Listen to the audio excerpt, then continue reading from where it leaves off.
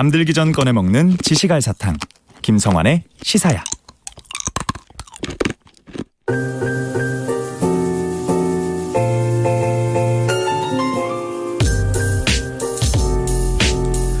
미술 작품의 예술적 가치부터 경제적 가치까지 오늘도 흥미로운 미술 세계로 안내해드리겠습니다. 미술랭 가이드 오픈 갤러리 홍지혜 디렉터 나와 계십니다. 안녕하세요. 네, 안녕하세요. 네, 우리 지난 시간에 오늘 살아있는 컬렉터 얘기를 해주신다고 예고해 주셨잖아요. 네, 지난 시간에 컬렉터에게 씌워진 좀 부정적인 인식을 깨자라고 해서 네. 애호가인 컬렉터 한 명이 미술사를 어떻게 바꿨는지에 대해서 말씀을 드렸는데요. 오늘도 그 2탄으로 미술사를 바꾼 컬렉터에 대해서 말씀을 드리고자 해요. 근데 그동안 좀 말씀드린 작가나 컬렉터들이 대부분 돌아가신 분들이었잖아요. 네네. 그러다 보니까 좀 너무 역사 속의 얘기 같고 좀 현실적이지 않다고 생각을 하셨을 것 같아서 오늘 소개해드릴 컬렉터는 현재 런던에 살고 계십니다. 네. 찰스 사치라는 사람이고요. 지난 시간에 살짝 이름을 말씀드렸더니 왕족 아니냐고 하셨어요. 찰스라는 이름이 들어가면 왠지 그런 느낌이 있어서. 네. 그 왕세자 때문인가요? 네.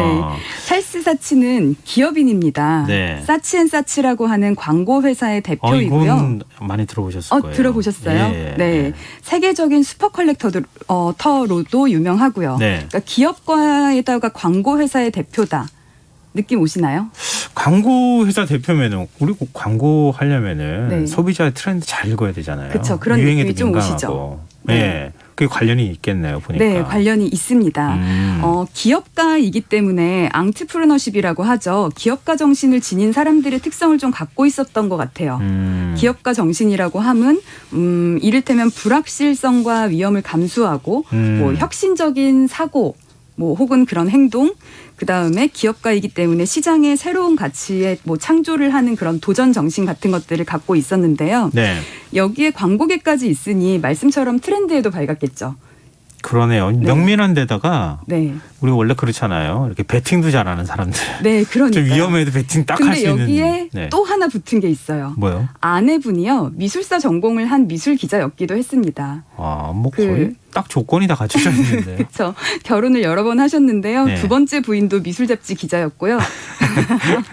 그러다 보니 주말마다 갤러리를 드나들면서 그 자연스럽게 미술에 관심을 가졌다고 해요. 지난번에 패기 구겐하임 얘기해 주시면서 아버지가 그 미술관 자주 가졌다고 네, 그게 네. 영향을 미친 거 아니냐 이런 얘기 해 주셨잖아요. 네. 그러니까 전공자가 아니더라도 네. 자꾸 미술품을 접하게 되면 아무래도 이렇게 보는 안목이 생기지 않을까요? 네, 저는 그렇다고 생각합니다. 확실하게 전공자 아니더라도 경험이 축적되면 누구라도 보는 눈이 달라진다고 생각을 하거든요. 예를 들어서 이런 비유를 한번 들어볼게요. 그 진행자님께서는 조화와 생화의 차이 혹은 인조가죽과 천연가죽의 차이 이런 거 구분하실 수 있나요? 구분하죠. 그 정도는. 그쵸, 그 정도는 구분하죠. 냄새를 보통 많이 맡죠. 가죽은. 네. 근데 그렇게 쉽게 구분할 수 있는 거를 어릴 때는 아마 구분하지 못했던 때도 있으시지 않았을까요? 저는 어릴 맞아요. 때는 잘 어렸을 구분 때. 못했던 것 같아요. 맞아요. 옷 같은 경우에 네. 인조가죽하고 천연가죽 잘 구분 못하죠. 그렇죠. 네. 그래서 생각해보면 경험치가 누적되면 누가 알려주지 않아도 자연스럽게 내가 체득하게 되는 그런 감이 있는 것 같아요. 네. 작품도 마찬가지로 자주 보다 보면 표현 기법의 차이를 눈으로 구별을 할 수도 있고요. 혹은 사실 어떤 것이 투자 가치가 있냐 이런 건 좀 알기 어렵지만 눈이 가진 일종의 심미안 있잖아요. 네. 어떤 작품을 완성도가 높다고 할 만한지 그런 것들에는 기준이 다 생기는 것 같아요. 어쨌든 이 찰스 사치의 컬렉팅에 대한 얘기를 오늘 해드릴 건데요. 네. 우선 기본적으로 그 찰스 사치가 영국 사람이라 그랬잖아요. 네. 런던에 살고 있는. 영국이 대영 제국에 대한 이미지 때문에 역사도 깊고 문화적으로도 많이 발전했을 거라고 보통 생각을 하시는데요. 의외로 미술사에 있어서는 패권을 잡은 적이 없어요.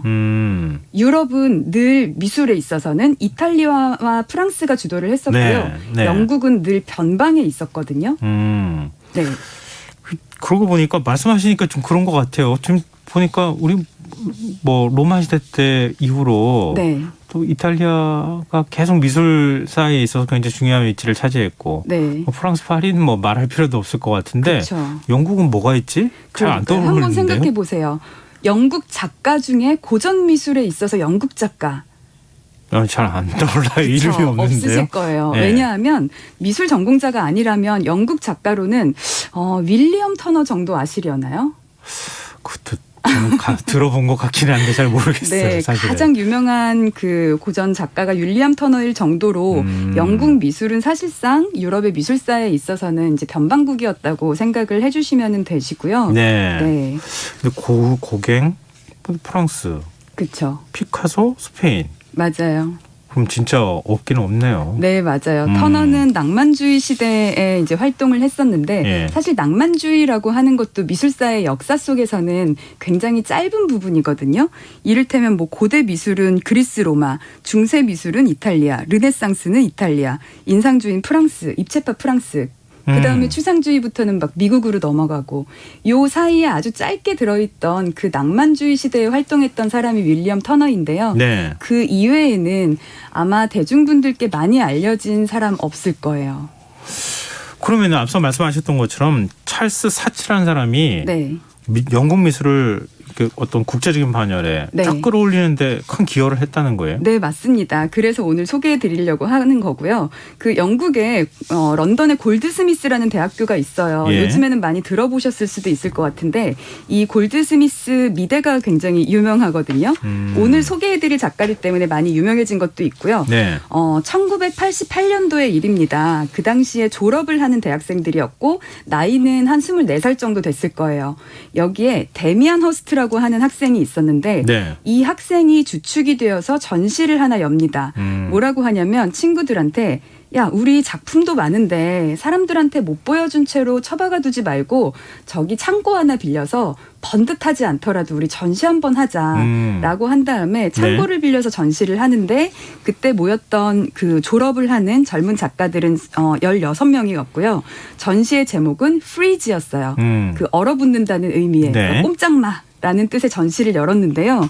그 이들이 선보였던 작품이 이 전시명처럼 정말로 사람들을 좀 얼어붙게 했어요. 왜냐하면 기성 미술 시장에서는 미술의 고귀함이나 우아함을 보통 강조를 하는데 네. 이것과는 아주 달랐던 거죠. 예를 들면 유리상자 안에 죽은 소의 머리를 진열한다거나 네. 자신이 쓰던 침대를 그대로 갖고 와서 옮겨놓는다거나 굉장히 도발적이고 파격적인 작품이 대부분이었단 말이죠. 근데 여기에 그 광고 재벌인 찰스 사치가 방문을 했고 대부분의 작품을 사들입니다. 이게 그러면 오히려 더 찰스 사치가 샀다는 것 때문에 작품이 주목을 받는 상황이 그럴 올랐을 수도 있겠죠. 것 같아요. 네. 그러면 이게 좀 굉장히 충격적인 작품들을 젊은 작가들이 네. 만들어서 그걸 네. 컬렉터가 사들이고 네. 그 작가는 그러면은 다시 또 미술계에서 주목을 받는 일이 벌어진 거예요? 네, 맞습니다. 정확하게요. 그 이후에 영국의 미술씬에서 이들은 유명해졌고요.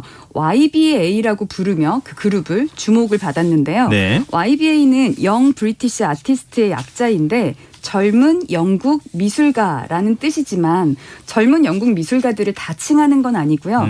이 전시에 참여를 했던 예술가 그룹을 YBA라고 부릅니다.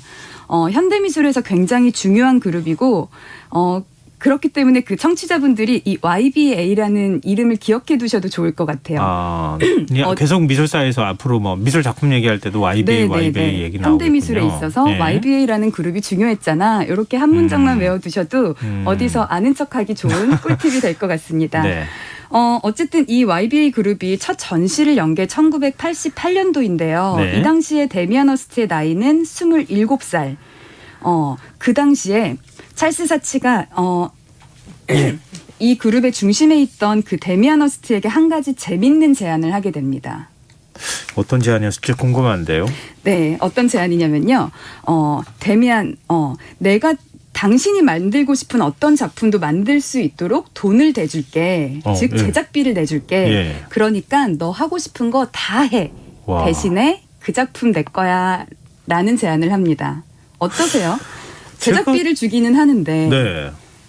그 작품은 갖겠다. 뭐 진행자님이라면 보통 후원자가 수락하시겠어요? 있다는 건 참 기분 좋은 일일 것 같은데 네. 대신에 내가 다 그 작품 가져버릴 거야 이렇게 얘기하는 거 왠지 서운할 것 같은데요. 네.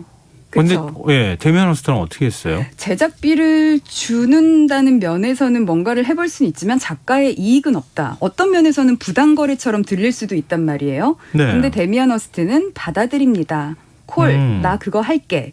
왜냐하면 한번 생각해 보세요. 네. 이 발칙한 작가의 머릿속에 이미 대박이 날 것 같은 작품이 있어요. 네. 근데 그걸 만드는 데는 한 돈이 1억 정도 들어요. 제작비가. 너무 젊어서 돈은 없고. 네. 근데 이 작품을 제작을 하기 위해서 1억을 모으려면 몇 살 정도가 되어야 가능할지 생각해 보면 당시에 허스트가 27살이었단 말이에요. 네. 근데 1억 모으려면 그래도 한 30대 후반은 돼야 되지 않을까요? 열심히 작품 활동해도 그쵸. 유명세를 타기 전까지는 그렇게 뭐 비싸진 않을 거 아니에요. 네, 그렇죠. 작품이. 사실 제가 뭐 30대 후반이라고 한 것도 뭐 우리나라에서도 30대 후반에 1억 모으기 쉽나요, 사실상.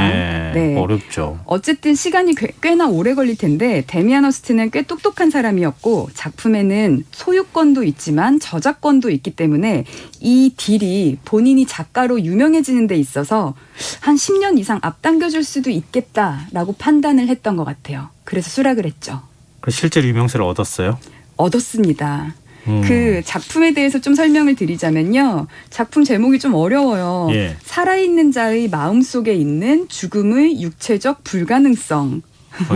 너무 철학적이에요. 그렇죠. 예. 보통은 상어 작품 이렇게 부르는데요. 왜냐하면 그 안에 상어가 들어있는 작품이었거든요. 예. 삶과 죽음의 순환을 주제로 한 작품이고요. 엄청나게 큰 수조에 포름 알데히드 용액을 담은 다음에 예. 여기에 실제 상어, 죽어있는 상어를 호주에서 공수해 온 다음 마치 살아있는 것처럼 상어 꼬리에 모터를 달아서 수조에 넣습니다.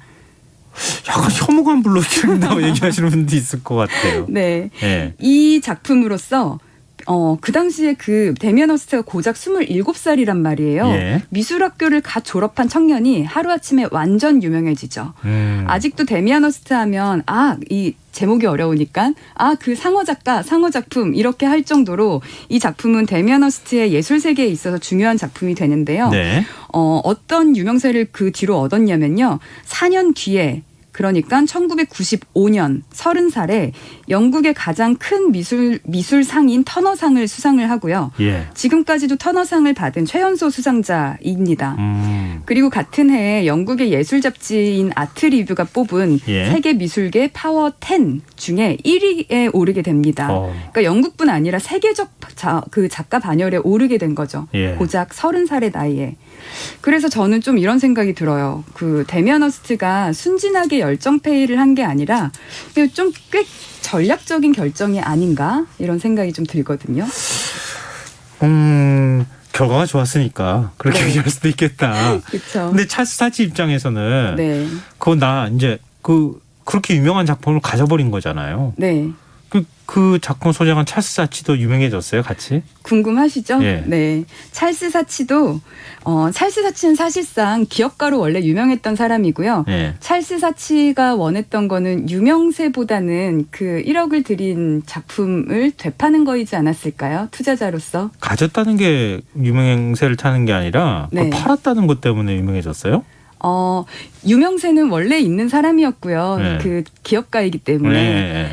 유명세보다는 작품을 1억을 들여서 판 작품을 다시 되팔았던 사건이 유명한데요. 예. 그 얘기를 드릴게요. 예. 찰스 사치가 1억을 들여서 제작했던 작품은 1991년이거든요. 예. 이거를 2004년에 스티브 코엔이라고 하는 다른 유명 컬렉터에게 되파는데요. 이때 되판 가격이 100억입니다. 100억요? 네. 1억 투자하고 100억을 가져가요? 네, 이런 자산이 또 있을까요? 근데 이게 13년이 지났잖아요. 예. 그러니까 상어가 부패하는 문제가 사실 있었어요. 그래서 상어를 다시 공수해서 방부 처리를 하는 조건으로 샀기 때문에 이 과정에서 그 다시 제작비 1억 정도가 들었다고는 하거든요. 네. 그러면 뭐 1억 들여서 99억 정도 번 게 되겠죠. 10여 년 만에 99억 벌었으니까 엄청나게 좋은 투자를 했다는 얘기인데 네. 마치 스타트업에 투자하는 거랑 비슷한 것 같아요. 저도 완전히 그렇게 생각을 했는데요. 예. 이게 13년 만에 100배가량의 수익을 낼 수 있다. 이런 자산의 종류가 또 있을까 생각을 해봤을 때 부동산도 보통 그렇게 안 100배까지 되죠. 뛰기가 어렵잖아요. 예. 뭐 특정 나라의 특정 지역 뭐 이런 곳이 가능한지는 제가 잘 모르겠지만 이런 거를 봤을 때 그 기업가인 찰스 사치가 재능 있는 어린 데미안 허스트를 알아보고 고작 24살 때 작품을 사들인 다음에 27살에 제안을 했던 거니까 이것들이 1억을 투자해서 100억의 가치를 낸다. 100억의 수익을 낸다. 이런 게 스타트업에 투자하는 VC의 세계, 즉 벤처 투자사의 그 세계에서는 좀 가능한 영역이지 않을까라는 생각을 좀 했거든요. 네. 저한테도 혹시 그런 거 알려주시면 안 되나요? 그런 작품이 있으면 정말 저도 그냥 모든 걸 바쳐서 한번 투자해볼. 네, 그렇죠. 근데 그런 거를 알아보고 투자를 한다는 것이 어떻게 보면은 알아봤다는 것도 맞는 말이지만 네. 그만큼 지원을 해줬기 때문에 데미안 허스트가 이후에 그 작품 단지 하나로만 유명해진 게 아니라 그 이후에 계속 전폭적인 지지나 응원, 서포트 이런 게 있었을 것 같아요. 맞습니다. 그냥 어떻게 거저 그렇게 하겠어요. 네. 굉장히 많은 투자도 하고 관심도 갖고 그랬으니까 그렇겠죠. 네. 근데 찰스 사치 좀 궁금하긴 해요. 네. 만약에 컬렉터라고 하면 네. 그렇게 유명세를 탄 작가 작품을 이제 소유하게 된 거잖아요. 네. 그럼 저도 그렇지만 남한테 잘 안 줄 것 같거든요. 그게 그러세요? 과감하게 판단 말이에요. 네. 미술품 애호가이긴 했어요. 그 애호가의 정의를 어떻게 할 수 있을지 좀 모르겠는데요. 예. 지난 시간에 소개해드린 패기 구겐하임은 막 전쟁이 터진 상황에서 막 이불 사이에 작품을 뭐 끼워와서 구했다 이런 드라마틱한 스토리가 있는데요. 네. 찰스 사치는 그러한 드라마틱한 스토리가 있는 건 아니에요. 그렇지만 아무도 관심 갖지 않는 대학 졸업생들의 작품을 구매함으로써 그 YBA라는 그룹을 세계적으로 알리고 또한 영국이 현대미술의 중심지가 되는데 크게 기여를 했잖아요. 예. 오늘 데미안 허스트 얘기를 위주로 했지만 그 YBA 그룹에서 발굴했던 작가들 중에는 트레이시 에민이나 마크 퀸 같은 세계적인 반열에 오른 다른 작가들도 있거든요. 네. 어쨌든 진행자님이 말씀 주신 것처럼 찰스 사치가 추후에 이 YBA 작가들의 작품을 팔았단 말이에요. 통으로 다 사버렸는데 그걸 한 점만 판 게 아니라 사실은 대부분 처분을 했어요. 그러다 보니까 이거 투기가 아니냐 하는 그런 질타를 좀 받기도 했습니다. 사실은. 그러니까 그 어린 친구들한테 네. 작품비 준다고 하면서 네. 꼬드 낀 다음에 작품 만들기 위해서 그 작품 다 가져버리고. 저는 작품 제작비를 지원을 했던 거는 데미안 허스트 한 명의 사례이고요. 예. 다른 작가들의 작품은 그 당시 작가들이 파는 금액으로 사준 겁니다.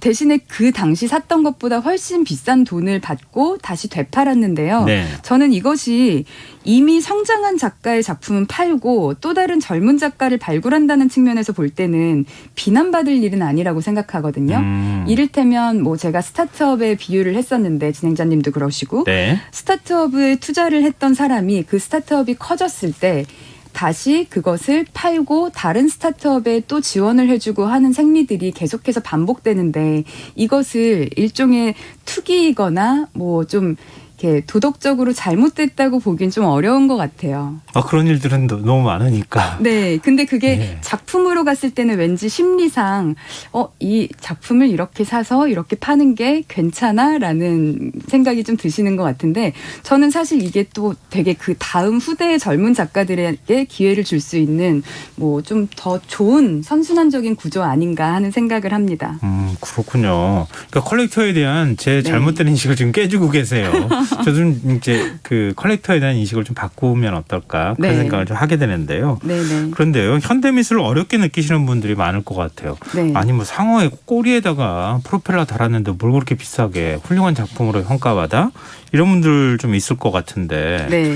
현대미술 어떻게 보면 좋을지 시각을 좀 저희들 시각을 좀 교정을 좀 해주세요. 네, 현대미술에서는 그 미술이라는 것을 더 이상 아름다운 감상으로만 보지는 않는다고 저는 생각을 하는데요. 연극도 굉장히 행복한 희극만 있는 게 아니라 비극을 통해서 카타르시스 같은 감정을 느끼기도 하잖아요. 제가 생각할 때 미술은 우리가 평소에 하지 않았던 생각을 하게 하거나 아니면 네. 감정을 불러일으키면 좋은 미술이라고 생각을 합니다. 미술이라는 단어에 미자가 어쨌든 아름다울 미자가 붙잖아요. 네, 그렇죠. 그러다 보니까 자연스럽게 미술은 당연히 아름다워야지라고 생각을 하시는 것 같은데요. 이 아름다움의 개념이 들어간 미술이라는 단어를 사용한 지는 뭐 그렇게 오래되지 않았어요, 사실상. 네. 그 예술을 의미하는 아트라는 어원이 라틴어인 아르스에서 왔는데요. 네. 이것은 그 기술이라는 의미, 테크네라는 단어에서 유래가 됐습니다. 네. 다시 말해서 그냥 파인 아트라고 부르지 않고 아트라고만 부르면 과거에는 그냥 기술이라는 뜻이었다는 거예요. 거기에 파인, 즉 좋다 이런 이름이 붙으면서 영어로 하면 파인 아트, 우리나라에서는 미술 이렇게 부르기 시작한 것이 1767년 18세기인데요. 예. 어쨌든 예술의 개념은 계속 변하고 있어서 요거 다음번에는 세계 미술사가 시대에 따라서 어떻게 변했는지 한번 얘기를 나눠보시는 것도 좋겠네요. 기대가 되는데요. 왜냐하면 저도 사실 그렇거든요. 이렇게 보면 아름답고 기분 좋아져. 그러면 미술이야 이렇게 생각했는데 네. 비극도 미술이다. 네. 네. 그런 개념에 있어서 현대 미술이 크게 바뀌고 있는 것 아닐까. 그러니까 상어를 막 몸통을 자른다거나 네. 황소 머리를 갖다 놔도 미술 작품으로 인정되는 이유가 바로 그런 것 같다는 생각이 드네요. 네. 하여튼 시대의 흐름을 읽는 것만으로도 미술 작품을 좀 더 이해할 수 있다고 생각하니까 미술과의 거리가 많이 줄어든 것 같은 느낌이 듭니다. 미술랭 가이드 오늘 여기까지 하겠습니다. 지금까지 오픈갤러리 홍재 디렉터였습니다. 고맙습니다. 김성환의 시사양 오늘 순서 여기서 마칩니다. 모바일 쿠폰 당첨자는 홈페이지 공지사항에서 확인하실 수 있습니다. 편안한 밤 되시고요. 전 내일 다시 찾아뵙겠습니다. 지금까지 시사평론가 김성환이었습니다. 고맙습니다.